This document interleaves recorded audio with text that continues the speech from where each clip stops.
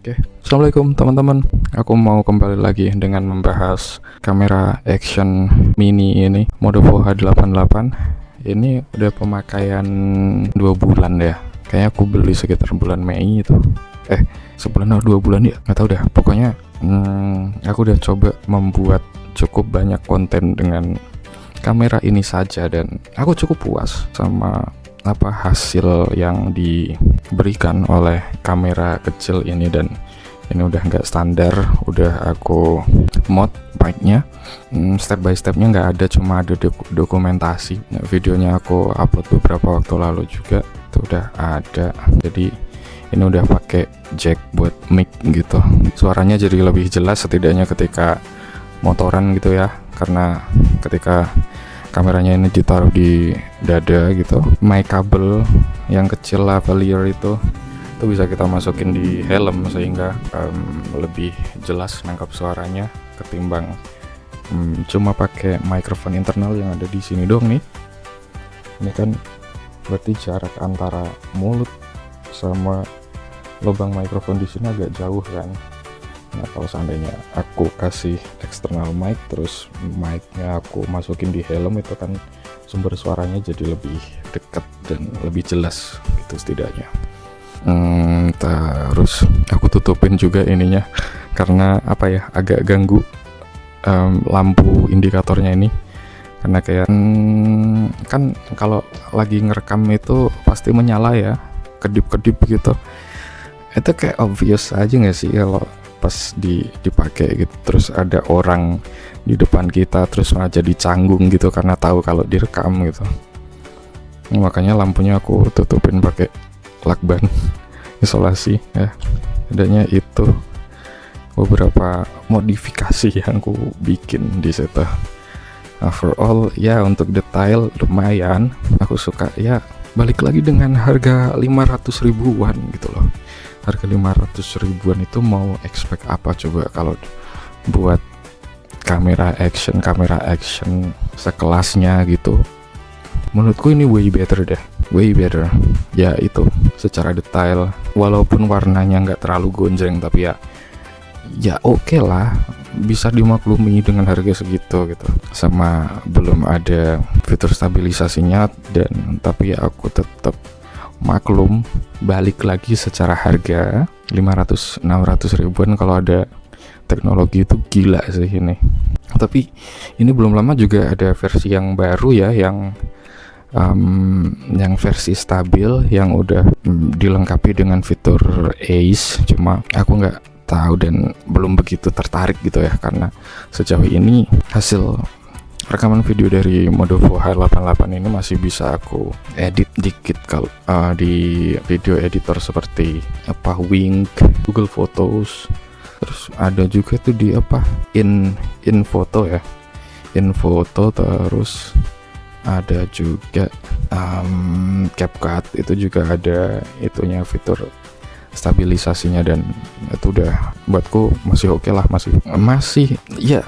Untuk action cam 500 ribuan itu, kalau seandainya emang gambarnya nggak rapi itu ya udah gitu menurutku.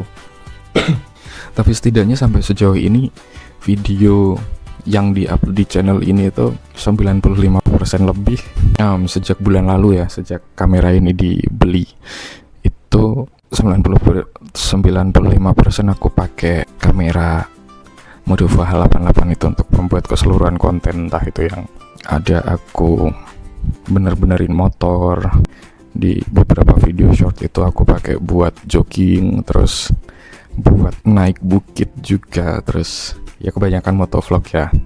Dan ya hasilnya lumayan untuk memulai loh ya. Untuk memulai dengan budget 500 ribuan kita sudah bisa bikin konten dengan kamera murah Asoy ini.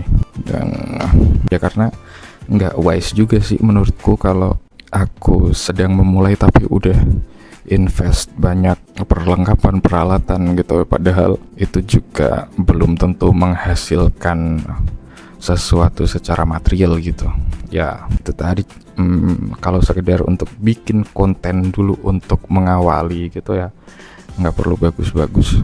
dan menurutku ini udah cukup layak untuk di-upload menurutku loh ya gitu. Balik lagi ke preferensi masing-masing lah pokoknya. Yang ku suka lagi selain itu ya, setupnya gampang. Dia cuma pakai kalung magnet itu ya, kalung magnet. Udah nggak perlu pakai apa-apa lagi, itu aja udah tinggal berangkat, nggak perlu nyiapin mounting holder segala macem gitu, nggak perlu. Terus itu tadi, kedua detailnya, tangkapan suaranya juga lumayan. Terus apa lagi ya, nggak berat karena ketika ditempel di sini tuh ya kayak nggak berasa bawa apa-apa gitu loh. Atau mungkin ketika pernah ku cantolin di helm gitu kan, itu juga kayak nggak berat gitu loh. Kayak secara durasi pemakaian di perekaman 1080 Full HD itu bisa ngerekam sekitar 2 jam ya, asal nggak dipakai buat preview via wifi di aplikasi HP secara terlalu sering gitu. Dia cuma khusus buat ngerekam aja gitu, udah sering soalnya saya coba untuk bolak-balik kayak mudik dari Gunung Kidul ke Maguwarjo sini atau sebaliknya. Perjalanan 2 jam itu bisa didokumentasikan dari awal berangkat sampai ke tujuan gitu. Beda lagi kalau pakai 2K. Aku pernah coba pakai 2K itu, pokoknya dia nyampe tengah jalan itu udah mati, baterainya habis. Jadi ya untuk konsumsi daya baterai, maksudku dengan bentuk sekecil ini pasti baterainya kan juga kecil, tapi dia bisa mengakomodir perekaman video sebegitu lama, itu udah buatku lumayan top lah. Terus itu sih minusnya yang kurang oke itu ya, ini so-so lah ya. Jadi ya kayak itu sebuah kekurangan, tapi aku maklumin juga ya, getaran itu tadi kayak stabilisasi yang kurang bagus gitu. Tapi balik lagi, kalau ya harganya segitu diwajarin aja nggak sih gitu. Terus yang kedua yang kurang, indikator baterai. Kita nggak bisa ngecek ini ketika udah dipakai mungkin berapa menit gitu, baterainya masih seberapa, kita nggak bisa pantau. Nggak kayak yang versi terbarunya sih. Ini aku lihat beberapa video reviewnya di YouTube gitu kan, dia pakai sebuah aplikasi yang buat nge-preview gambar dari sini gitu. Kalau ini kan pakai video, tapi kalau yang baru tuh lupa aku namanya apa. Tuh di situ ada informasi persentase baterainya itu masih berapa gitu. Nah kalau ini nggak ada. Nah tuh, jadi saya setiap kali habis make entah seberapa pun lamanya itu, selalu langsung saya cas lagi, karena ya itu takutnya kalau nyampe di tengah jalan tadinya nggak di charge, pas kita lagi make tahu-tahu mati ya kan, sayang banget ya. Itu sih kira-kira. Lagi ya itu doang sih kesan-kesannya yang saya tangkap selama 2 bulan pemakaian ini. Overall aku happy sama hasil videonya. Aku suka di rentang 500 ribuan, kamera action semurah itu bisa untuk ngebuat mendokumentasikan video yang cukup proper menurutku. Oke, mungkin itu aja dulu sih yang bisa aku sampaikan. Terima kasih teman-teman telah menyaksikan. Kalian bisa klik like video ini jika kalian menyukainya. Jangan lupa juga untuk share seandainya bermanfaat. Terus kalian juga boleh komen jika ada pertanyaan mengenai video ini atau mungkin sesuatu hal lain yang ingin teman-teman sampaikan. Dan boleh juga untuk di subscribe channel ini kalau teman-teman penasaran dengan konten apa yang akan aku upload selanjutnya di channel ini. Oke, that's it semuanya. Semoga lancar-lancar rezekinya. See you in the next video. Bye bye.